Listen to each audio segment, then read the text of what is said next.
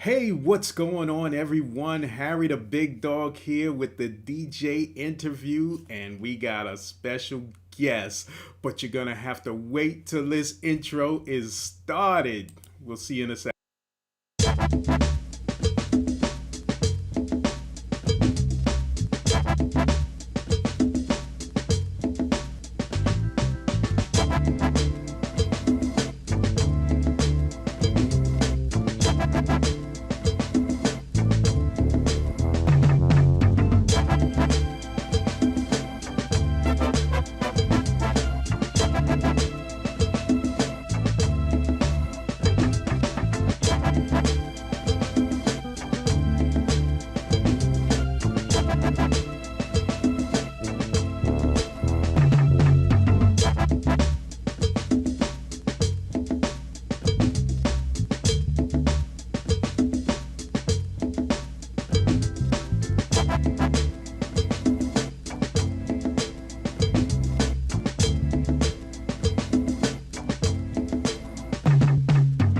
Welcome to this episode of the DJ Interview with your host, Harry the Big Dog.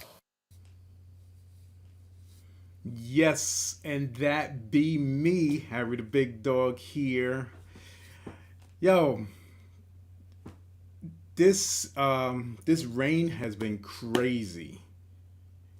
I mean, like really, really crazy. Let me put some music on so we can get this thing going. Anyway, in the chat, type in who you are and where you are watching from, and we will bring on our next special guest. Now, you guys have heard of him if you're old school like I am. So I'm gonna just bring him on, let him explain his story, and it's gonna be, oh man, this is gonna be so dope. So, ladies and gentlemen, children of all ages, DJ Cli-N-Tel, what's going on with ya? Harry, what's up, big dog? How you doing, man? I am chilling.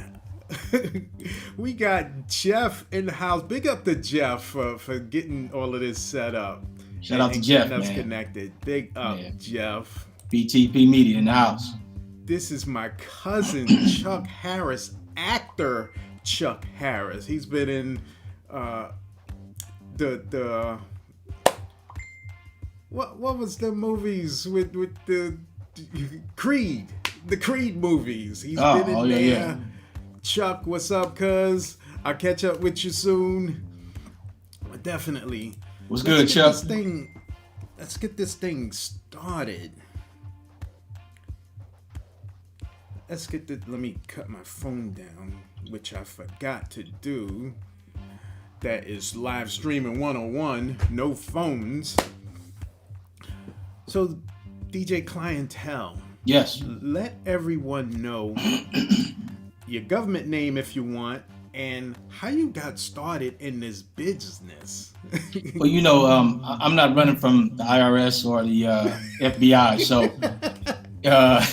my government name is, I was born with the name Marquette, and it's not after the university. I was actually named after the guy who started the Watts Rebellion. My grandmother was reading the newspaper one day, and so she saw the name in there. I think it's Marquette Fry is his name.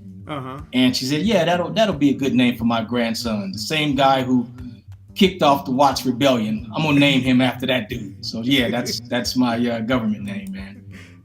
And but nickname I go by Mark sometimes. You know, and the homies, you know, they know or Clyde. Right. Clyde's a nickname, or not a middle name or anything? No, Clyde is short for DJ Cli-N-Tel. Gotcha. Oh, we got superstars in here tonight. Efat Cohen. She says she loves my hair. Thank you. I just got it done last night. That's how we do. So, getting into this business, DJ Cli-N-Tel, you know, how did this thing get started? Like Well, you're a legend like right now. yeah, it's kind of crazy because I actually started off as a kid as a child actor, and I was walking up the hallway one day in junior high school. Nowadays they call it middle school. Some places they still call it junior high school, Yeah. but it was in junior high school, and English teacher who was also the drama teacher, she saw me and said, "Hey, come here. Let me talk to you for a second. You look like you could play this part, just the look or whatever it was." And so I said, "Okay, all right." She said, "Well, come to the rehearsal after school, and I want you to, sit down with the cast and, let them watch them rehearse and see if you like it." So I sat down and watched them and everything, and I think that might have been on a Thursday or Friday. And so she gave me the script. What she didn't know at the time was I had a photogenic memory. And so I could look at something once or twice, numbers, letters, Right. long passages, and just memorize them. And so I took it home, came back that Monday, and went back to the rehearsal and had all the lines memorized. Not learned, but memorized. There's a difference.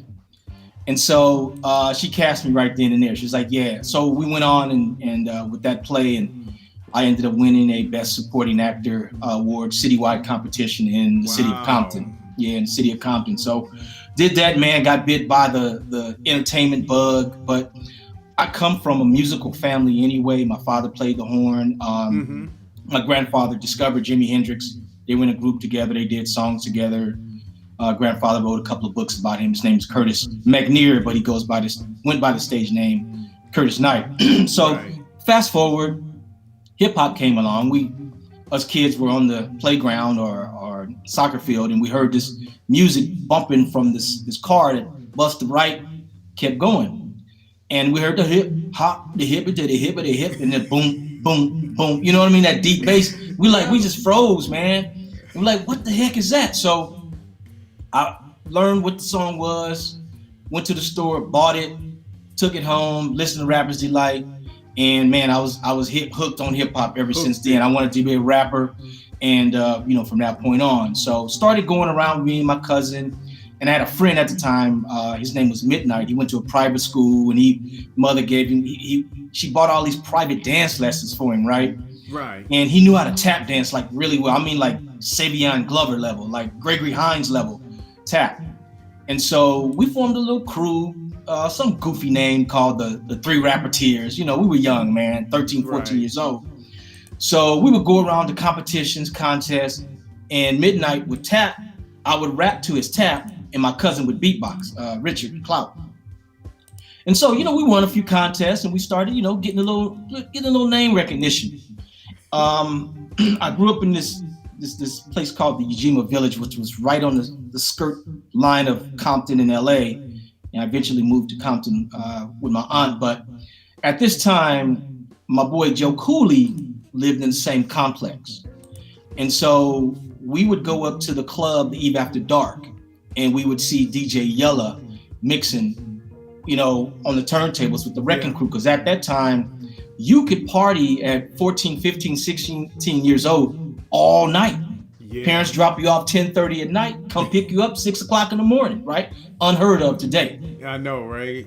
Yeah, Too yeah. many So rules and regulations today. all that crazy stuff. But so we went there and we watched DJ Yella do his thing. We like, yeah, we're gonna have to put together a little DJ crew, right? So we, hustled up some coins and got some, belt-driven turntables, some rinky-dink, receivers, stuff like that, and tried to call ourselves DJs. But we didn't know what we were doing, man. We were just trying stuff. And then we would start going to parties and dances that Uncle Jam's Army would do. Right. So we started trying to figure out, what the heck were these DJs doing? How are they making this sound with these turntables? And they were scratching. Mm-hmm. We would listen to and buy tapes from Mixmaster Spade. So we started getting a little better equipment. We ran into a couple of cats, one named New York Nick, who was a black belt in karate, but he was also a DJ, and another cat who was a real goofy dude, always telling jokes. His name was Carlos. So me, Nick, and Carlos and Joe Cooley, we formed a crew called the Invasion Force, kind of modeled after Soul Sonic Force. And we had a production company called Diamond Star Productions. So we put together some business cards, and we'd just go around this Compton, putting the business cards out and passing them out. People, we had all 4 of our names and numbers on it, so people would look at the card and go like, "Well, who do I call?" So I started getting industrious. Took a pen with me, say, "Hey, just call me." I would circle my name. So I started handling all the business for our DJ crew. So while Joe Cooley was practicing his mixing and we were getting better equipment, I started really honing my MC skills. So I carry around this book with me called my Rap Bible. It was like a little notebook. And I would just frequent different places, go to ciphers, go to battles, jump into ciphers, wherever, just honing my skills from Paramount to Lakewood to LA to Compton, wherever. It didn't matter to me. I'd go in any hood, battle anybody. And at that time, battling is not exactly the same as you see it now. Right. People capping on each other and saying all this crazy stuff, going on the internet and doxing you. This was more like, friendly battles to the music. You say your rhymes, they say their rhymes. But what I would do is I would use my photogenic memory to flip the MC who I was battling against rhymes back on them, or I would have sort of like pre-written rhymes and then leave certain things blank from my rap Bible and use that. So I would win a lot of contests. So one day, at the club Eve After Dark, Lonzo, the club manager, he had announced that they were going to have a rap contest. And he said, "Yeah, come on back with your best rhymes the next week. And, whoever wins, you're going to win $100. So, all right, that's cool. So me and a friend of mine named McKinley. That's a lot of money back then. Hey, $100 for somebody, 17 years old in high school, you better believe it. For real. So we worked on a routine all that week, me and my boy, and we had it down tight. It was like double trouble. We going back and forth. I'm finishing his rhyme lines, he's finishing mine, and we doing our, flipping it back and forth. The day of the contest, he calls me up, tells me, "Oh man, I can't make it." I'm like, "What?" "Yeah, man, I'm caught up. I'm sorry." He came up with some old lame excuse because he was flaky anyway like that. Right. So I went, he said, "Man, just going up there and doing those rhymes you do, with Joe Cooley," because me and Joe would break down the party when we would do our parties in Compton. And I would, do my little MC stuff. He would do his DJ stuff, kind of like that Fresh Prince, Jazzy Jess kind of thing, right? So he said, "Man, just do one of those routines you do with Joe. Those rhymes you do." So all right, whatever, man. So I was pissed at him, but at the same time, I was still determined to win that money. So went up there, and I noticed, the other MCs, they were cool, saying their little rhymes. "Girl, I got this, I can do that. Girl, I got that, I can do this." But they weren't engaging the crowd. I'm like, man, y'all breaking all the rules of hip hop right now as MCs. You got to get the crowd involved. Yes. If you don't get the crowd in the first 4 bars or the first bar, really, you done. You cooked as an MC. So I got up there and looked around the crowd. There's 13, 14, 15, 16, 17-year-olds in the crowd. And I get up there and I start doing my routine. Everybody say this, everybody say that, everybody does this, do all that kind of stuff. And man, they loved it. It went crazy. Subsequent, I won the contest. And Lonzo approached me. Nice. Yeah, he approached me, say, "Hey man, listen, dude, you got something here, man. Why don't you come back this Wednesday and let me holler at you, because I got some things I'm working on." And I'm thinking to myself, yeah, that's cool. This dude ain't paid me my money. I want that $100, right? So I went back that Wednesday and sat down with him in his office. He talked to me and everything. And I'm halfway listening to what he's saying, because I'm like, man, where my money, right? And so the only thing I did stop on was he said, "Yeah, I want to start making records, and you the guy." So I kind of, really? So he said, yeah, he gave me my money, he paid me. And as I was walking out, I noticed that there was a skinny kid on the stage practicing on the turntables. And I looked over and I said, "Oh, I know that dude." I said, "That's Dre from junior high school." Me and Dre were friends in junior, but I hadn't seen him in a while because he was going to school, and all of a sudden he just disappeared, vanished, and we didn't know what had happened to him. Right. And so, I said, "Well, listen, man, if he's in it, then I'm in too." Now, unbeknownst to me at the time, Dre hadn't decided to join yet. I thought he had joined already. Mm-hmm. So I went back to my guys and told them, I said, "Hey, man, look, this could be something cool for all of us. It could be a big break. I'm still with y'all. I'm still rocking with, Invasion Force. but I'm gonna go on over here and check out this thing and try it. They gave me their blessings, like, heck yeah, man, go for it. Do what you got to do, man. Make that happen.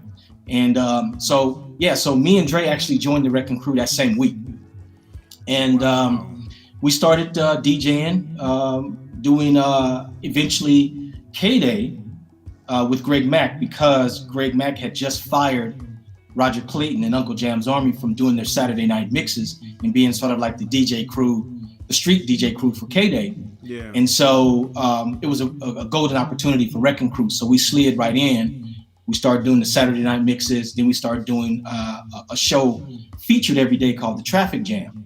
We didn't get paid, but we did a lot of the remotes. So our DJ company, our mobile DJ company, was getting a lot of business, and we were getting free advertisement, every day on the radio. So it turned into a monetary gain in another way, right? So we started doing that and getting our popularity up as a DJ crew while we went into the studio and we cut our first record called Slice. Now, Slice, it was our first record. It was independent, and it was records back then. You actually had to, there's a few steps you had to go through to actually put a record out back then. It wasn't just, hey, let me sit at my computer at home and then boom, upload something, to a streaming service. Yeah. This was actually, okay, you had to think about it, plan it out, go get it pressed up. First you had to record it in the studio, get it mastered, go get it pressed up, get your artwork done, get all that, mass produce it, and then put it out there. We didn't know anything about making records then, but from that record, we learned a lot very quickly. Mm-hmm. So Slice did okay, locally it sold. We went to the mom and pop shops. We were literally selling it out of the back of our trunk, selling it on consignment, however we could.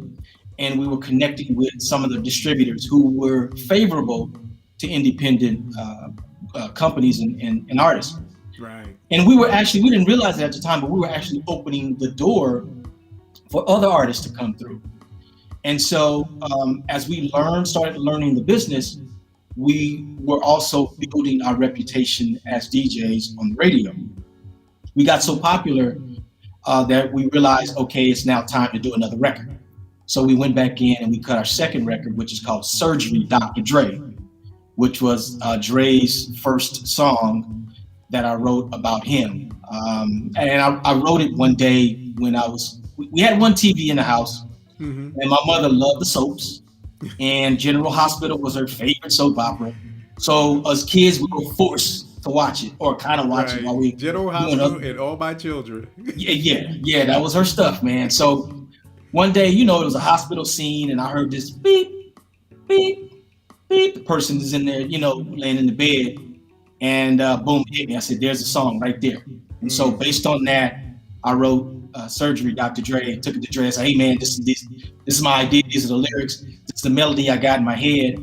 And so we started banging it out, playing it out. He started doing the beat, bass line, stuff like that, and boom, we came up with Surgery, Dr. Dre. Now I know that Dre says from the Defiant Ones that the song is corny, but the reality is, back then, that's what people were into. We were huge Kraftwerk fans, huge fans of George Clinton, Parliament Funkadelic, huge fans of Prince and Michael Jackson, Bootsy Collins. So that's why we laid heavy on the bass, a lot of those synths. And we were DJs, so we wanted to make beats people could dance to. And that's what people were into on the West Coast back then. So that's kind of how I got started. And, we started doing other things, started touring more, started actually touring with R&B acts first, and because now was this locally or we were starting to go to other states, because once we dropped that third song, which was called Juice, we already had a really good ear for the studio. We had learned a lot, from that. It did help that I had actually started out as an electrical engineering student at Cal State Fullerton. DJ Yella was really good at the technical stuff. We had another cat that was helping us out and advising us quite a bit, who doesn't get enough credit, but the Unknown DJ, he was also a member of the Wreckin' Crew. And he would pop in from time to time when him and Lonzo were on good terms. And he would mentor us mentored Dre a lot. And so we started really learning how to really make things sound really good in the studio. Daniel Sofer was a musician / engineer that we had hired to help us out. Donovan Dirk Biker Smith, who ran Audio Achievement Studios, that's featured in Straight Outta Compton. He had a great ear for rock, but at first he was really reluctant to work with us knucklehead kids from the hood, right? But once he learned like that we were cool, just regular people, he was cool with us, you know. And so a lot of his sort of engineering skills and sounds started to be infused into the hip hop that we were doing, and that's why Dre and Easy and Ruthless Records and all those guys and NWA continued working with Donovan over there because of that, the sound you got out of Audio Achievement. But we started doing that, and like I said, by the time that third single dropped, which was called Juice, man, we were household names. And then we said, okay, it's time to do an album. So we dropped an album called Lovers, and we wanted to be different because at that time, you have to understand that you couldn't bite other crews or DJs or MCs, you know, because that was a no-no. That was a cardinal sin in hip hop. We wanted to look different. We wanted to sound different. We had to do something in a different direction. So we were like, yo, let's try a slow record. So we did that. That actually got FM play and started getting this more national recognition. And eventually, you know, the World Class album did well. That got the ear of Larkin Arnold and CBS, and then eventually, you know, they were assigned to CBS. I left the group before that happened, like right around the same time that happened. Oh, Juice also was on a show called Dance Fever, you know, as well. So that show was national. Oh, yeah, that was national. Yeah, that was featured. That guy, he heard the song and loved it, man, and started putting it on the show. But anyway, long story short, man, I continued on with my solo career. But I also kept one foot in education because I promised my mother no matter what, I'd finish college, and I did, and I kept going. And they kept going, and eventually they ended up with NWA and my own solo thing. Wow. For everybody who don't know Cli-N-Tel, K-Day, explain what K-Day was. I know it was a radio station, but you know, how powerful was it back then? Yeah, so K-Day and Greg Mack, actually prior to Greg Mack, there were a couple other stations, KGFJ and KGLH, which is on the FM stations. But they were smaller, they had a smaller signal, smaller reach.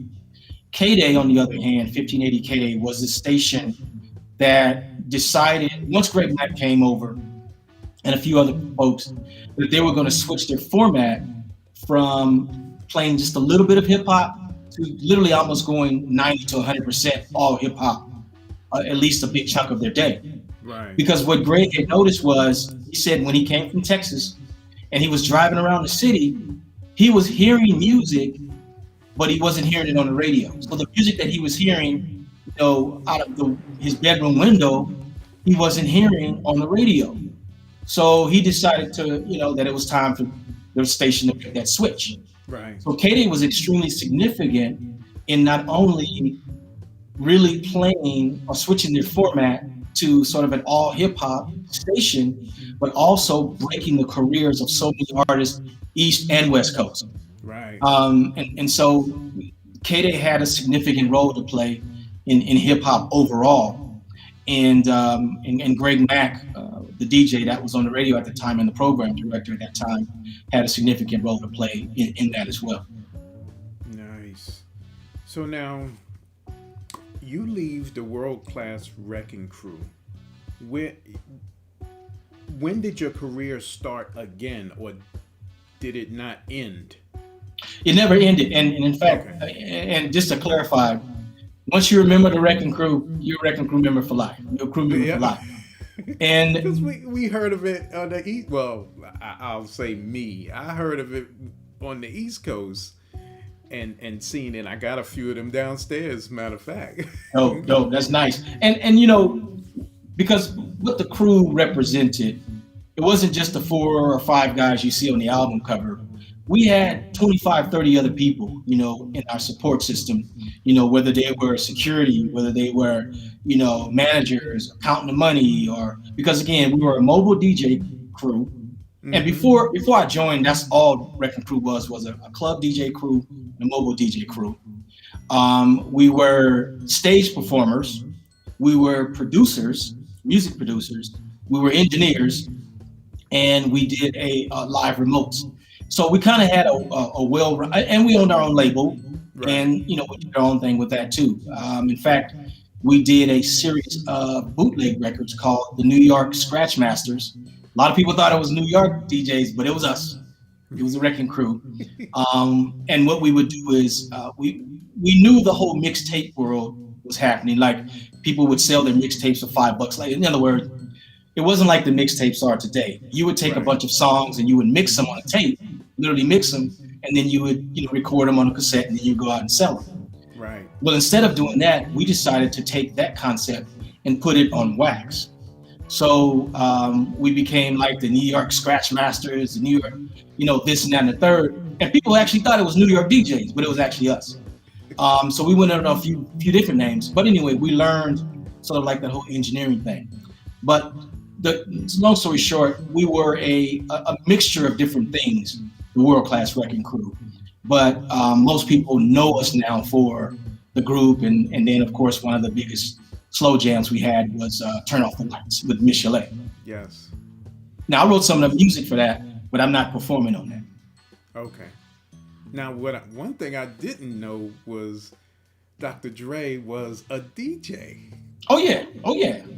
Dre, he started like that. Started as a DJ, and that's it. In fact, I can tell you the first moment that I actually convinced him to start rapping. You know, but once I did, and all the girls started screaming, I couldn't shut him up after that. But and it's all good. That's my brother, man. And so yeah, he started off as a DJ, dope DJ. He could scratch, he could blend. I believe his strongest sort of piece as a DJ was his ability to sort of hear the music and be able to put sounds together, so different songs together, and blend them together. He had this one mix we used to call the Postman mix, and he took I think it was Jive 122 and Mr. Postman, that song by I think the Marvelettes, and put them together. And it sounded dope, man. And people would jump on the floor like it was a whole new song. But it was just him blending those two songs together. And he would always sit there and have to listen because they would get off time just a little bit. So you'd have to know sort of like where the song, the old school song, slowed down, sped up, because when you were the jive beat was, you know, it was programmed on a machine, so that stayed steady. But the old school records, there were live drummers, and those cats would get off a little bit, slow down, speed up. So he knew where all those little nuances of the record were, and he would just keep that beat, you know, keep it on time, and people would jump on the dance floor and dance to it like it was a whole new song. Well, pick up the Dr. Dre. I had no idea. Oh yeah. So for everybody who is joining in, this is Harry the Big Dog with the DJ interview, and our special guest is DJ Cli-N-Tel from World Class Wreckin Crew, where you may know him famously. So now you leave the World Class Wreckin Crew. That's a tongue twister. And now you're doing your own thing. Are you producing? Are you still DJing? Doing it all. And actually, I had actually formed a new World Class Wreckin Crew, and we started touring. And in fact, in some places, we would be my old group would be one city over from my new group. So that got kind of weird. But eventually, I went off and started doing some solo stuff. I started my own label called Nubian Records. And then I started, actually before Nubian Records though, I started working with the Unknown DJ. And we did some songs over there. And in fact, eventually when Dre and Yella finally left the Wreckin' Crew, and again, the reason why we left is the typical story. It's differences of opinion, creative differences, and money, right? Right. And that's what we were disputing over. It was money and also a fair share of the company in and of itself. Lonzo had, and again, we could talk about this stuff because Lonzo and I are friends to this day, best friends. We're long past that stuff. Lonzo had it in his mind that he was supposed to keep a bulk of the percentage of what we were doing and split the other piece amongst the three of us, which would reduce the amount of power. But we were doing a lot of the work too. And we had originally agreed that we were going to split everything 25% apiece. Right. When that didn't happen, because again, I like to pride myself as being a business person as well. I wasn't too pleased with that. And I pointed that out to Dre and Yella. They were on board at first. We all quit together, you know, and left for a while. We were supposed to go on this tour. We didn't go. Tour bus was sitting out there for a week. We didn't get on it. And then eventually Yella got tricked into speaking to Lonzo, and then Dre got convinced to come back. And, you know, that's kind of like where it went. We had actually all quit though together, but they ended up being convinced to go back. So after moving forward, after I left the Wreckin' Crew, I started working with Unknown DJ, and we released, and Joe Cooley again. So with Unknown and Techno Hot Records, we released a song called Big Beats by the organization. That was Dub C's first record he was ever on. I discovered Dub at a contest at Washington High School. He was my beatbox, and his brother Crazy Tunes was my DJ. And then after that, I released a song called 2030, which was sort of Wreckin' Crew-esque, but it was more of a clientele kind of fan of Star Trek and Star Wars, you know, movies kind of thing. And so after that, then I got a deal with Sutra Records out of New York. Yeah. And I started working on an album with Sutra. I released a couple of cuts over there. One was called It's Time to Jam. Another one was Linguistic, and another song that sometimes I get criticized for called It Ain't Mine. And it's a topical song. It's about this girl trying to tag this dude with you know, the pregnancy and whatnot, and fatherhood. And but it was sort of a play on T. La Rock's Is Yours and Kumo D. Yeah, Kumo D's Go See the Doctor.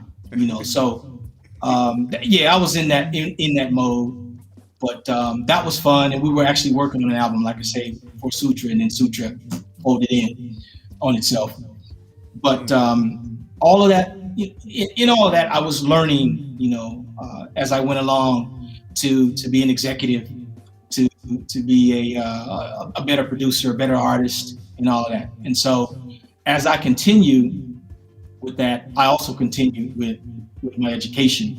I was asked to join NWA, but I turned it down because, you know, that just wasn't my groove. Right.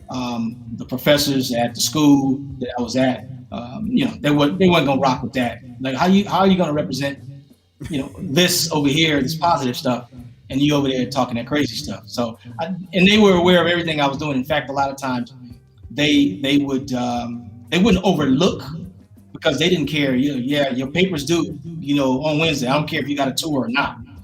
But they did understand, you know, the level of what I was trying to do. And they didn't cut me slack, but they at least understood. So that was the thing, man, with me. But no, I kept going, continued. I started working with some Japanese companies, went over to Japan for a while and worked with those guys over there. Released a song through VAP EMI called Shining on the Funk. That was a lot of fun to do that. We did a bunch of the songs for the DDR machines, you know, the Dance Dance Revolution video games. We produced a lot of that stuff. That was pretty wild. Some of that stuff is still in the machines today. You know? So you know what? I look at it like this. When you start to gain a lot of knowledge, Yeah. you can maneuver into many different areas. And I know some people, it's weird to me to have certain people be down on being educated or understanding the power of education. But education doesn't close doors. It expands your worldview, and it opens more doors. And I try to tell people, okay, maybe not everybody's cut out for college. I get that, but it doesn't mean you have to stop learning. Right. You should always be a curious person. Always want to know more about your profession, your career, and hone your craft as an artist, as a producer, as an MC, as a DJ, whatever it is you're doing as a creative, because that only it enhances your abilities, to do that kind of stuff. So that's sort of my trajectory as an artist, in that regard. Now, did you tour as a DJ? Yeah, I've been from here to Germany to Japan, and back, man, as a DJ, going into places, playing the records, dropping in, and doing the parties, the dances, and still do. Of course, COVID has cut a lot of that off, but before that, yeah. Nice. So take us into the 90s now. Where are you in the 90s? So in the 90s was an interesting thing. I got really more involved into activism, and I started working with some of the local organizations in LA that were really trying to affect change in the community. Because at that time, the gang violence, it started to rear its ugly head even more. Because again, from the mid 80s up till then, crack cocaine had exploded and was just devastating the community. Exploded everywhere. It was devastating to the Black community. So I started working with a lot of groups that were trying to affect some change, trying to do some things different. Of course, in LA, the gang situation was really rough, really bad. And access to guns and marking of territory and controlling of lines because of the drug trade was really awful. And it got so bad that at one point, people started to go, yo, this needs to stop. So with the situation with, Rodney King, yes, and then subsequently to that OJ, but Rodney King first, that exploded. And of course the rebellion of 92 happened. And then it was like, yo, we got to put these guns down. We got to chill out on this stuff. And so Jim Brown and cats like that started having meetings, Danny Bakewell and those guys. And I was there, and so we started, going, marching in the streets, really confronting the legislature, confronting the police and saying, hey, something needs to change. So I started working with that. I formed a group called, it was UMA, and which stands for Union of Mother Africa. And it was a collective of MCs, DJs, but we were more on the socially conscious tip. We didn't lose our street roots and our street cred, but the guys in the collective would get upset with me because every week when we had our meetings, I would always bring them copies of a new book, whether it was the autobiography of Malcolm X or the miseducation of the Negro, or H. Rap Brown's work, or Kwame Toure's work. And oh man, here we go, man. Why are you giving us this black stuff again? But it really wasn't about that. It was more about, listen, man, in order for us to really fully understand what's going on, we need to understand our circumstances. And so, we would study, and then we would go and perform and go on stage and do stuff. But, again, I had street cats with me, Crips. One cat was a Crip, the other one was a Blood. And, we were right there on stage together, talking about the street experiences, but also talking on a more consciousness Afro-futuristic level, right? And so, to this day, they still think, man, thank you for that. We released a single, actually an EP called Exercise Resistance. And then after that, in the 90s, I got into, like I said, working with the DDR machines and the Japanese folks. And then I released my album, Shining on the Funk. So that was really my first studio album that I released since Wrecking Crew, Shining on the Funk. And Now that was all you. all me. We released it through, like I said, VAP, EMI, and Unknown DJ was one of my co-producers on it, and also DJ Flash, not Flash from New York, but the DJ Flash that produced the very first record ever, hip hop record ever on the West Coast. Tally Ho at the Party, I think it was, by Steve Walker. So yeah, man. I just learned something. I didn't know it was a Flash on the West Coast. Yeah. It's a Caucasian cat. He's of the Caucasian persuasion. But down is, full flat tires, down like old Cadillac car seats, man. He's been one of the dudes holding it down for the West Coast. He's from the Bay Area, but he's been the guy that can get into places that we couldn't get into back in the day. Right. He was from a group called Rappers Rap Label, and Dark Star. And Rappers Rap Label was formed by Cletus Anderson and Duffy Hooks. They were the guys who came out of New York, and they worked with Sylvia Robinson, back in the day. So they came to the West Coast in about 80, 81, and then they formed a label called Rappers Rap Label, and then they formed a group called the Rappers Rap Group, and Flash was a member of that group. And then eventually they turned into Dark Star, and then eventually Frost T and Lovin' C, they broke off. And that song, Cuz, Blood, Gang Banging, the one that Snoop Dogg kind of took some of the lyrics from, they're the ones that made that song, Radioactivity or something like that. But anyway, long story short, man, the ties that bind are strong.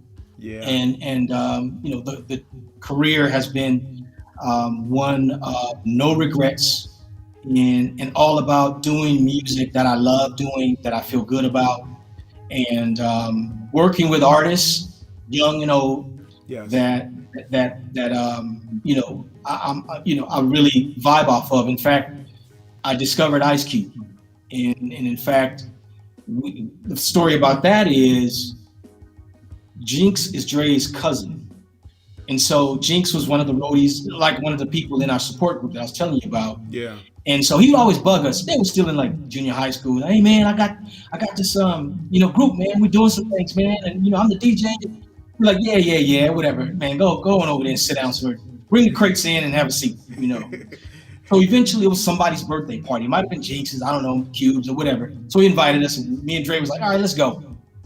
So went to the birthday party. Jinx lived next door to Cube.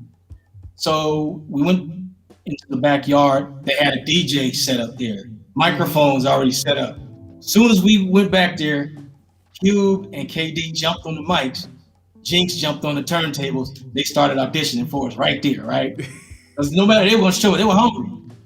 And, we sat there, we listened like, yeah, that's cool.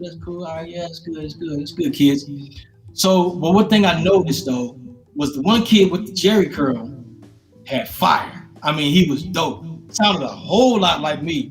And that's cool. It's taking nothing away from Cube. Because again, no matter what, man, even if this story wasn't the case, Cube was going to make it no matter what. Because that dude was determined. He was focused. He was brilliant. And he had fire. And I pulled Dre to the side and said, hey, man, look, I know we pressed for time. We got a lot of stuff we're doing.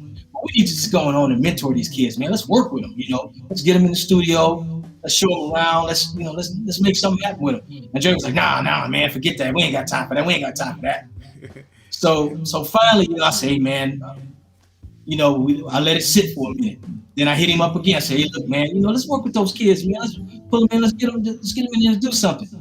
So I finally convinced him. And so Jinx and Cube and Katie came over. We put him in a little studio. We had the little 4-track studio back then. Mm-hmm. We called it the Hot Box because Lonzo had converted his detached garage and he split it in half. One side was where we would record. The other side was like a little office space. Okay. And so we pulled Cube in, and man, we started showing him the ropes, man. I started teaching Cube about the microphone and the dynamics and the science behind it. And then I started mentoring him on stage and showing him how to do that. And he was very inquisitive. He asked a lot of questions. He wanted to know. He soaked it all up like a sponge. And a bright kid, bright dude. And so they just learned a lot, man, and boom, they took off, with the group CIA and all that. So they went and did a few. I recommended they do a few contests to get their skills up, and they did. There was one contest they actually almost won, but I think the DJ messed up, scratched the record, and Cube went off on it because Cube was a little hothead, and he went off on the dude, so that cost them the win. But they already had a deal with Wreckin' Crew. They knew that Crew Cut Records were gonna, put them out, so they weren't too worried about that. But yeah, that's what I was all about. That's what I've been all about, man. It's mentoring younger artists and all that. One of the things I did hear was Ice Cube was ghostwriting for. Was it the World Class? Yes. Yeah. Yes. Because after I left, because I was I guess if it was a title back then, I was the lead writer, right? I did all the lyrics and all of that. But Cube was my protege. I was his mentor. Yeah. So it was only natural that once I left, that they would pick him up and ask him to start writing, because his style and my style have always been very similar. I mean, I'm an influence on him. It goes without saying. But again, he eventually forged his own path as well and found his own voice. And I was happy to hear that and really relish in his successes, knowing that, because I know that there was, and again, I'm not bragging, but I just know that, I had some influence on that piece of it. But yeah, he became one of the lead writer for the Wreckin' Crew after all that. So you didn't have any dealings with NWA at all, not even behind the scenes, anything? That's a good question, and yes, I did. Okay. So, and again, this is the '90s we're talking about. Yes. And this is right before Eazy-E had passed away. Mm-hmm. He and I actually did start talking about working on an album together, and I actually did a drop for the Ruthless Radio show. Me and Yella, we went into the studio and we did produce the drop for Eazy and for Ruthless Radio. And the conversation he and I had was, it went something like this, and I'm paraphrasing. It's like, man, Cli-N-Tel, I always had respect for you, man. I always wanted to work with you. What can we do? And my question was like, yeah, man, I'd love to work with you too. I admire all the stuff that you've been doing, but you know what I'm about versus, the other stuff. Hey, man, it's like, look, man, you can do whatever you want to do, dude.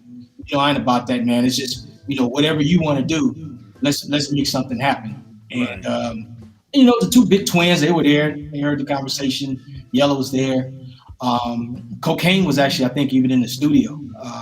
It might even been Cocaine was in his session when me and Yellow came in to do that drop. So yeah, I did actually start working with Eazy and start working with Ruthless. This was after Cube and Dre and those guys had left. They were sort of long gone and moved on. But I was going to do an album with the label, with Eazy and those guys. So yeah, I was going to work with them. Nice. So now, take us into the 2000s and what you're doing.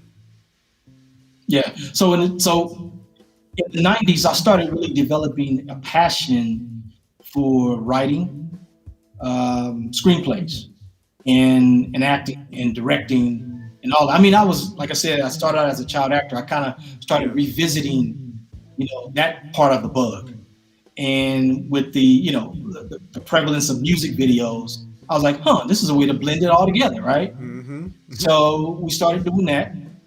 I worked with Malik Abdul-Abbott, the same cat that did State Property, with Beanie Siegel and Dame Dash and those guys. Yep. And we put together a music video to a song I did, a remix that I did called World Class. So we did that, and you could see Malik's style, directorial style, all up in that. He's got those long, slow moves. Oh, he was also Spike Lee's sound guy for Do the Right Thing too, I think. But anyway, you can see that style in there, and the concept of that music video was kind of cool. We shot it in New York, I think on Flatbush or somewhere around where they actually did Do the Right Thing. Same set. Mm-hmm. And downtown Brooklyn. Yeah. So in that, we basically wanted to sort of create this concept where the wrecking crew was being stalked by these undercover glamour supermodel spies because they were trying to get the secrets to what made, us tick, what made Dre tick and Cli-N-Tel and Yell and all of that. So they broke into the vault and stole this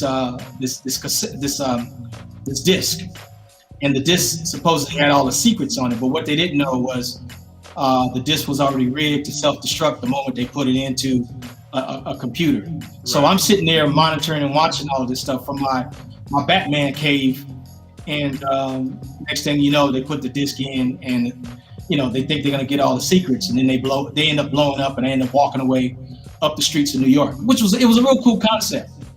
And so I love that, the acting bug and telling those kind of stories. So and I started directing and acting more and getting into that. But what I wanted to do was hone my skills as an actor. So I just completely sort of muted the whole Cli-N-Tel persona for a minute and just started working as an actor as Mark Hawkins, not telling anybody that I was DJ Cli-N-Tel. Right. And working on the sets, working as whatever, a PA, assistant. I would hit up the prop masters, the producers. I worked in casting, sorting out different, headshots.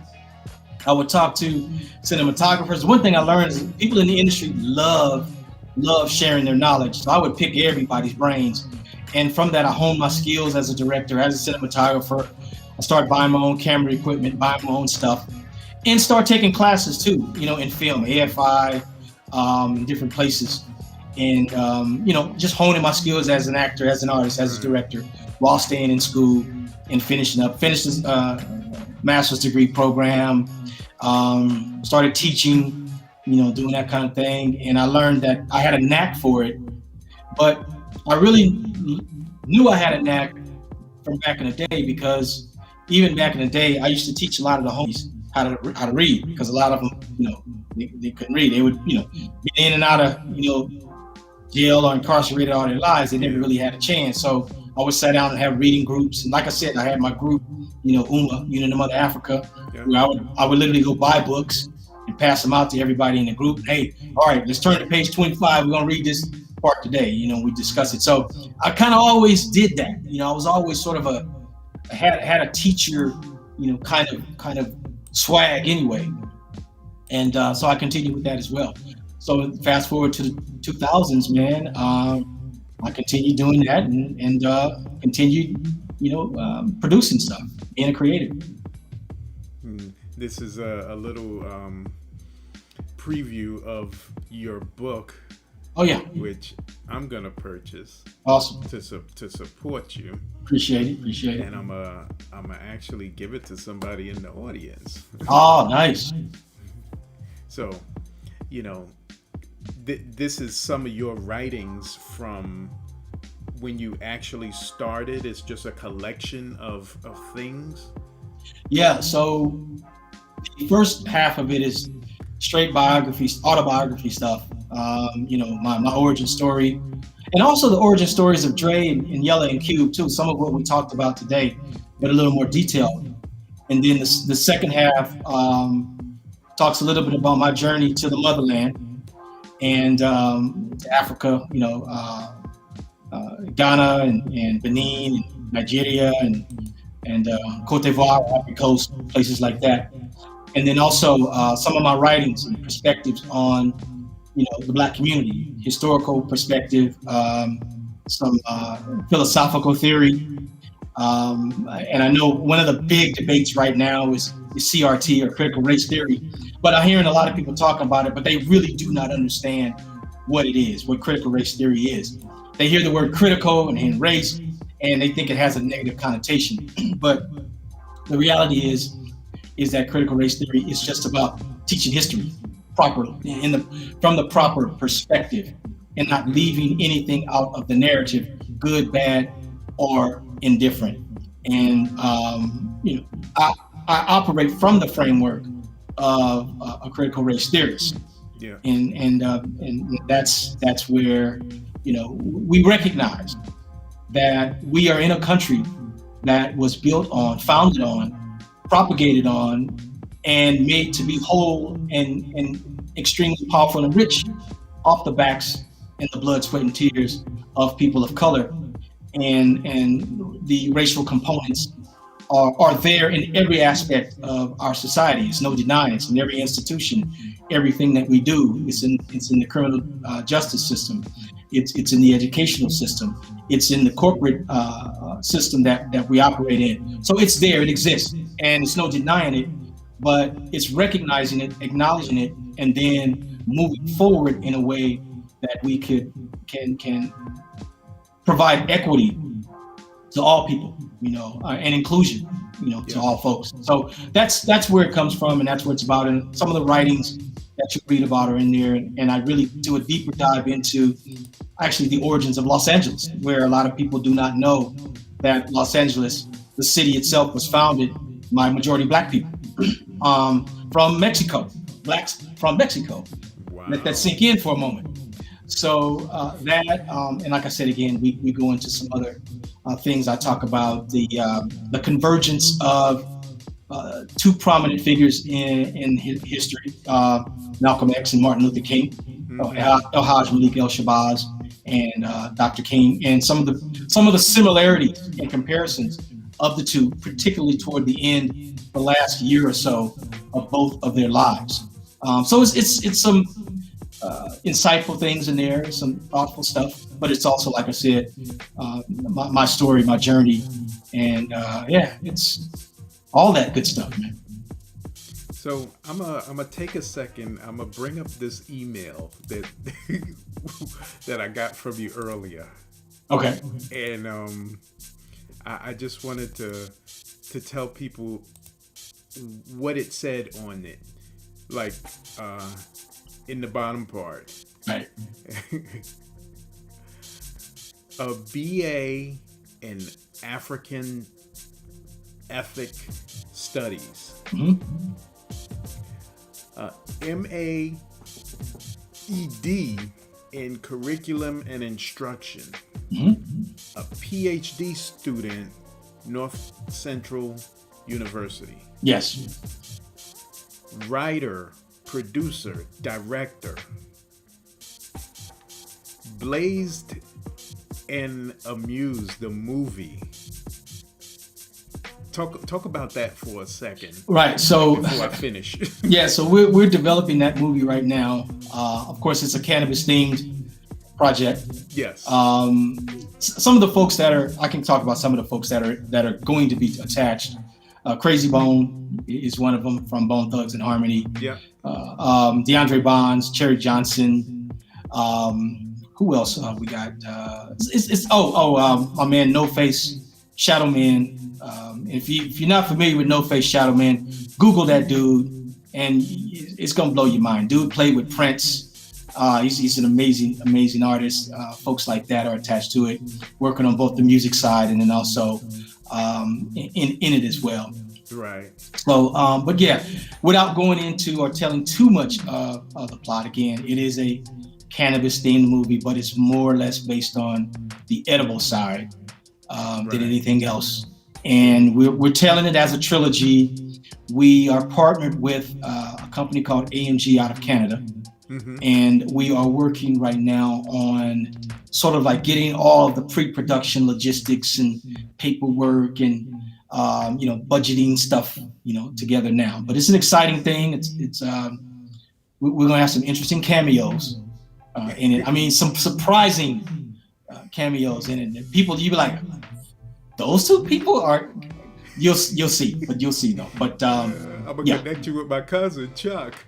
Hey, hook it up, man. Yeah, I'm gonna definitely connect you guys. Awesome.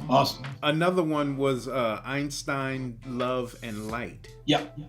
Yeah. So I co-wrote a script with a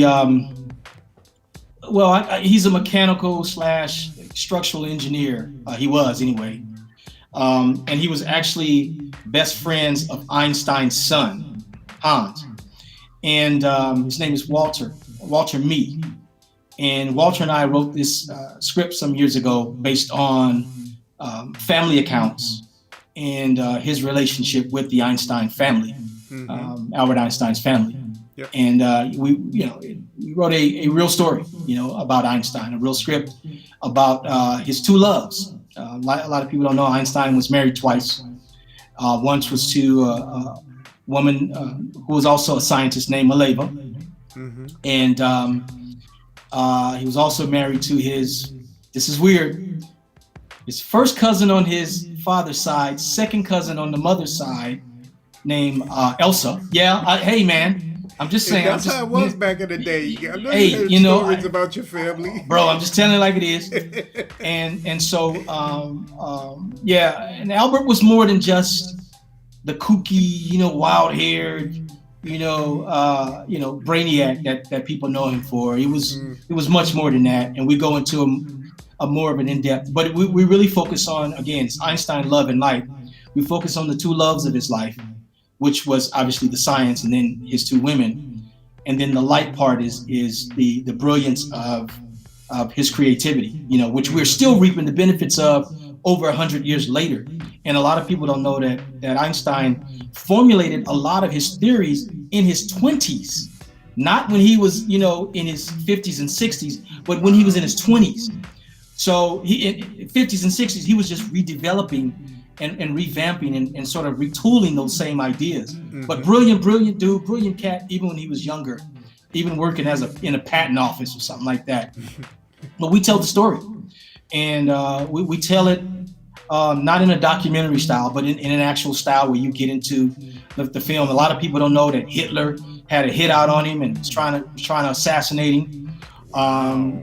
He was friends with like Ella Fitzgerald and Paul Robeson, and helped them out a lot when they were denied entry to certain places. He was an activist for people of color. Matter of fact, he went and taught at Lincoln University, some black engineers, when at a time when it was even dangerous to even speak to quote unquote educated black folks. So so we go into some things about Einstein that people don't know, and give a whole different perspective on that. And again, it's endorsed by the family. It's accounts that are told from the family's perspective. So, a brother like me, like I said, I actually went into Cal State Fullerton on an electrical engineering in that school first before I switched over to ethnic studies. But I've always had a hand in being, involved in electronics and technology and all that. And that's why to this day I embrace technology, and that's what made us good DJs. Back then as Wreckin Crew, we were technology minded. We were intellectuals. We weren't Luddites. We didn't think of technology as, oh, that's taboo. We shouldn't touch that. Man, we were in there tinkering around with turntables, figuring out how to flip them over and make the speed of the, move better and trying to maybe refix the faders and retool, speakers. We did all that stuff. We were hands on, with that electricity, electronics, technology. We never shied away from it. Putting the belt drive, turntables, putting the belts in the freezer. Yep. Oh yeah, Yep. Just testing out everything. All that, man. Yeah, man. All right, so let me finish this email. National Board Member, Universal Hip Hop Museum. Yep. West Coast Team Facilitator. So advisor, board member of the Cypher, which is Center for the Interdisciplinary Pursuit of Hip Hop Elevation and Research. President and CEO of Universal Hip Hop Network Channel. Wow. Like you are you missing anything in there? Yeah, it's a couple of things missing. I have my own other company. It's called Mark Hawkins Enterprises. I'm CEO of that. And I almost forgot. I'm also a professor at the LA Film School. Yes, where you actually teach people what we're doing now. Yeah. Yes, indeed. And it is so cool that you do that, because a lot of people don't understand, all the inner workings. Here I got 2 monitors. I'm looking at this. I'm looking at us. I'm looking at us on the side. I'm looking at comments. Well, I believe in passing it on, man. You can't take it with you. Right. And, if you want to leave a legacy and live a life of purpose, I do believe that sharing the knowledge is caring and showing respect for the culture. Because, again, one of the 5 elements is knowledge. 5 elements in hip hop is knowledge. And that's the one that most people don't think about, or they sort of intuitively, sort of just kind of let it be out there. But the reality is, hey, yes, the MCing is there. Yes, the DJing is there.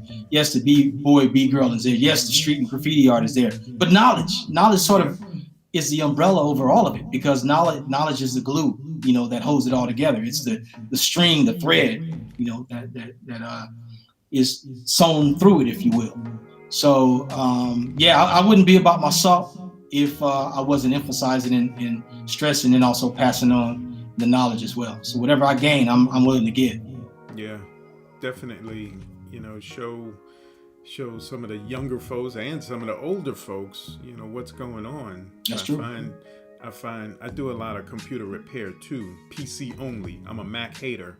But I tend to be teaching a lot of the older folks. Some of my clients are 70, 80 years old.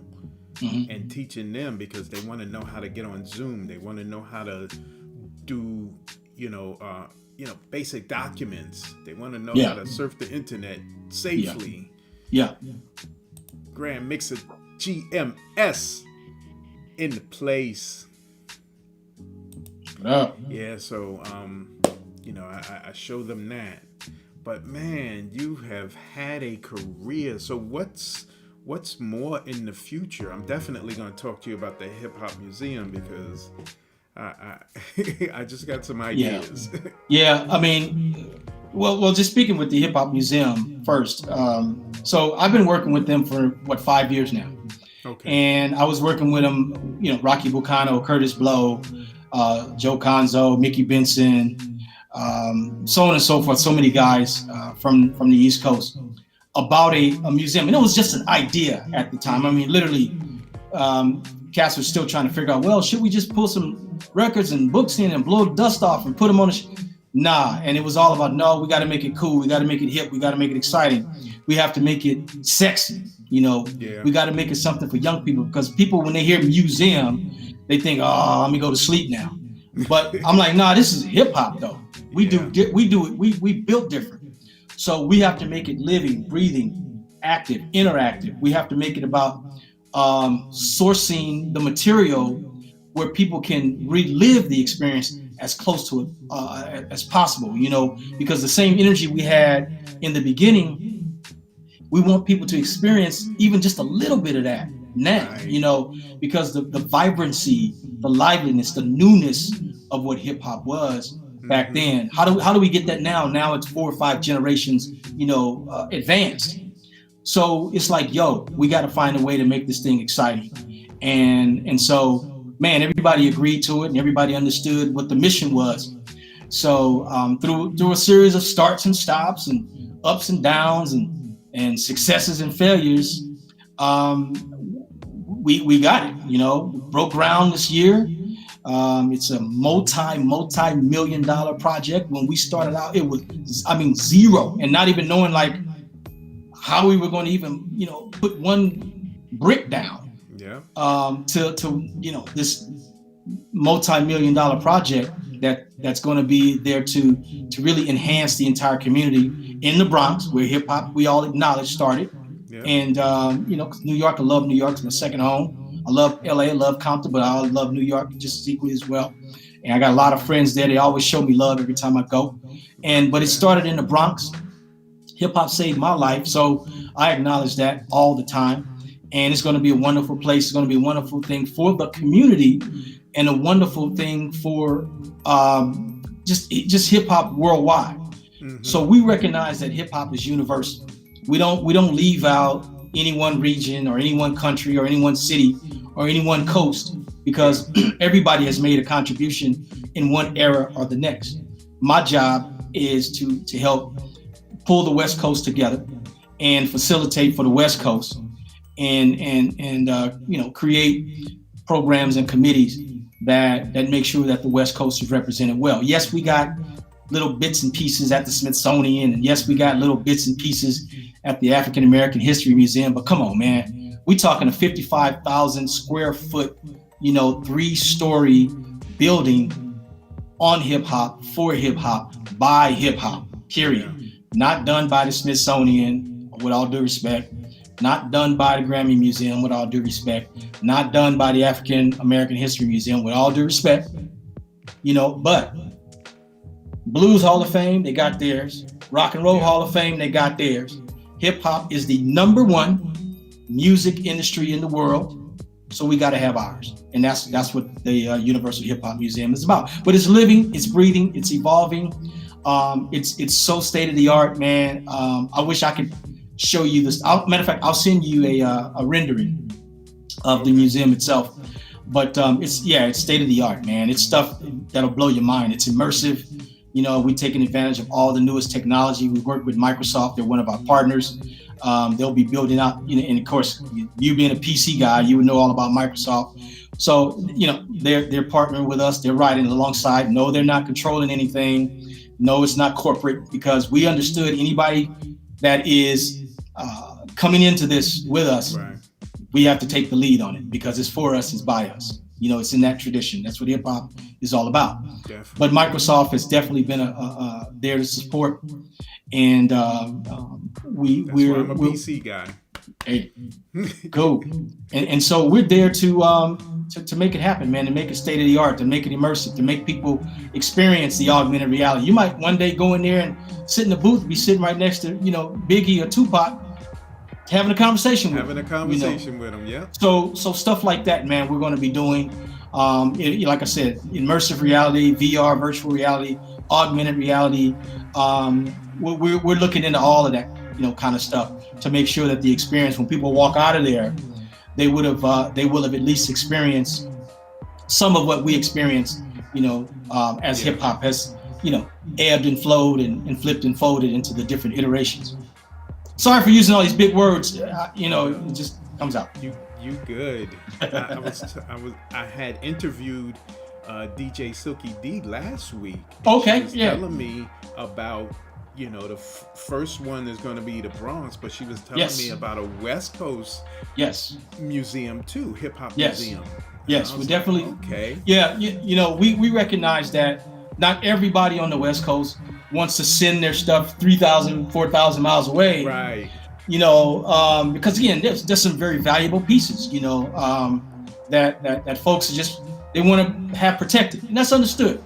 Yeah. So we'll be creating that satellite campus, that sister campus to the the main mothership in the Bronx, and absolutely, man. Yeah, shout out to Silky D. Yes. Shout out to everybody that's involved. And I only got wind of this a couple of months ago. I heard one of my friends, Rhonda Supreme, she interviewed Pete Nice.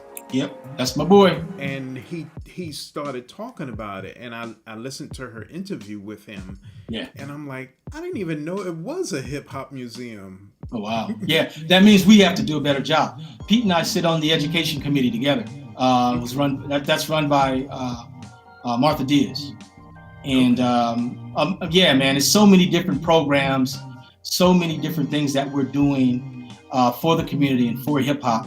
But the main thing though is to archive and record and put on the historical record the pieces of hip hop that matter, not just the stuff you already read about or already know. That's important too.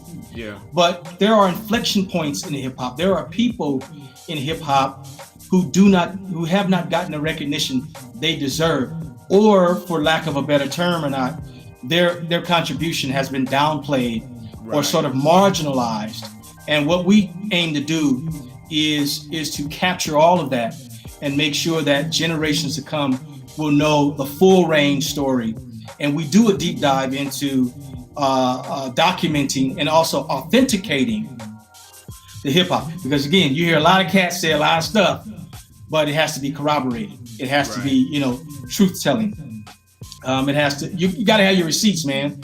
So that's where we're at with it. We're about authenticating and archiving the history as it stands. I mean, because there are people that you would think that should be knowledgeable about certain things, who either just don't know, and it's no fault of their own that they're ignorant, or they've heard a story that's been heard, and then it's a telephone game, and it becomes something altogether, a myth that's altogether warped, and then it gets out there as truth, and then people just leave it. I mean, I've had to argue with people like about my own lived experiences and stuff, which is, it's a strange thing. Like, wait a minute, no, I think I was there. I think I lived that, and it didn't really happen that way. It happened this way, and that's what my memory serves, and my receipts serve me.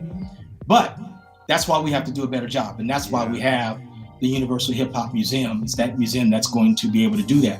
The scholars that we work with, the archivists that we work with, the curators that we work with, the investigators we work with, the live people, the people that are still alive that can tell the stories that we're working with. That's what this platform is for DJs, because nobody highlights the DJs. Yes. So this platform here is for the DJs to tell their story before somebody else tells their story. Yes, and absolutely. And man, I got to tell you, our stories intersect quite a bit, but we kind of all, it's like a web. We kind of all support each other, as we move up, because we understand the culture. Sometimes it's not even like, it doesn't even have to be said. Mm-hmm. It's like, we know, okay, we can we can look at each other a certain way and go, this is ours. We know what we're supposed to do with this. and that's how we build each other up. So it's important that these stories are told, and people do not get marginalized. I mean, there are so many people in my history who have helped shape me, and they shouldn't be marginalized. There are people that helped shape Dre that shouldn't be marginalized. One person that I can mention in particular again is Unknown DJ, who does not get enough credit, because again, I always tell him, hey man, you need to get on and do interviews, man. You need to talk about what your contribution. Oh man, my work will speak for itself. Oh, don't worry about it. I got y'all. That's why I got y'all for that. Y'all can speak up for me. But I'll hold up my own. Get him on here to tell his story. Good luck with that. I mean, I'll hold it down for him. But it's one of those things where that cat has a lot to say. I mean, from, like I said, mentoring Dre to Compton's Most Wanted, to so many different King T. Was another one. So many. Ice-T was another one that Unknown has had a hand in his career. And in fact, when I released the song 2030 on Techno Hop that same year, Dre, under the name of The Mechanic, released a song called Sweat. So he and I were actually label mates on the same label, releasing Wreckin' Crew style songs in the same year. At that time. So fascinating stuff. I did interview Chris the Glove. Yeah, it's another one of my family. Yeah. And he was talking about, I was asking him experience with Ice-T and all of that stuff, but y'all kind of intersected and interweaved with each other, huh? Yeah. We helped to build each other. I mean, Chris kind of rode with Uncle Jam's Army, which was sort of a rival to Wreckin' Crew. Wreckin' Crew, again, like we were our own, army. Uncle Jam's with their own army. Mm-hmm. And we were rivals. We were having poster wars where we would ride around the city 2-3 o'clock in the morning. We see their posters up, we snatch them down, hang ours up. Put yours up. Yeah, they snatch ours down, hang theirs up. It never went fisticuffs or anything like that. Nobody ever. It was friendly rivalry, and we didn't go for blows or anything like that. But it was just it was a mutual respect too, because when they dropped the record, we dropped the record. When we dropped one, they dropped. We always have to do one better than the other. Mm-hmm. And so LA Dream Team came out of their camp, and cats like that. Bobby Jimmy and the Critters, and like I said, an Ice-T sort of came from that camp.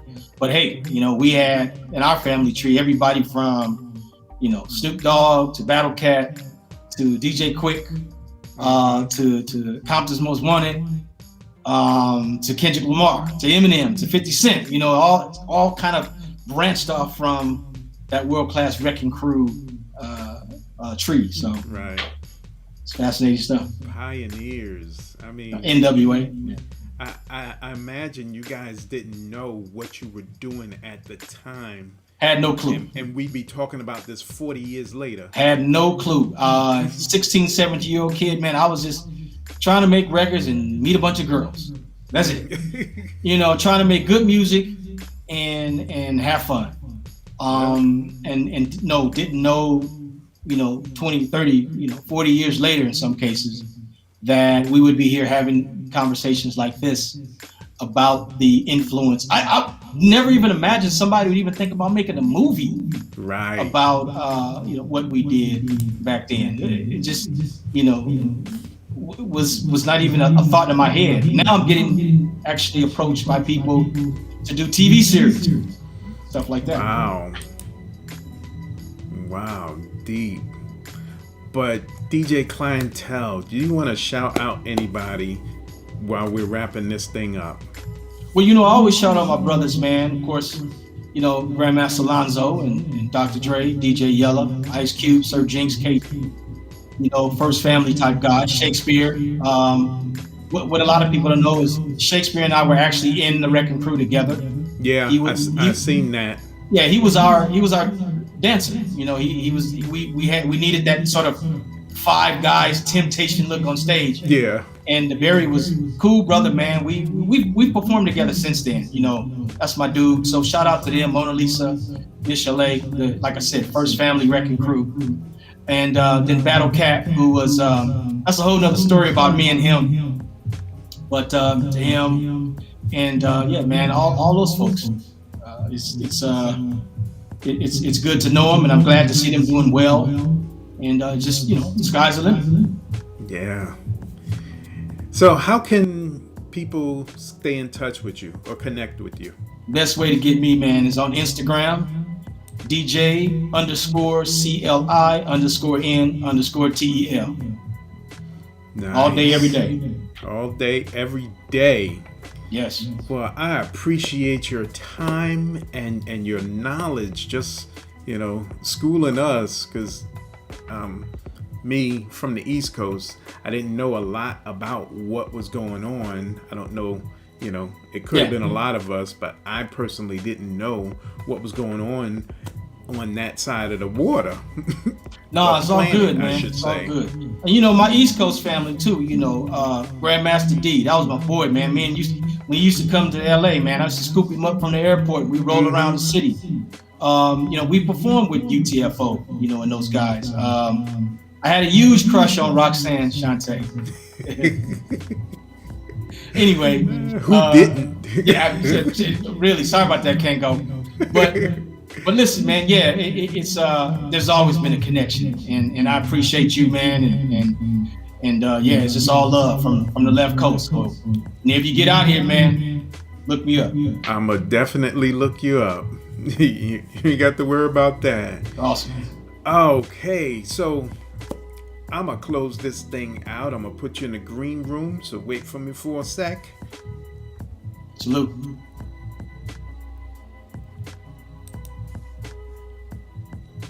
So this has been another DJ interview with our special guest, DJ Cli-N-Tel, and he dropped some knowledge on us. As always, we are here every Tuesday, 8-ish Eastern time, and we will see you soon.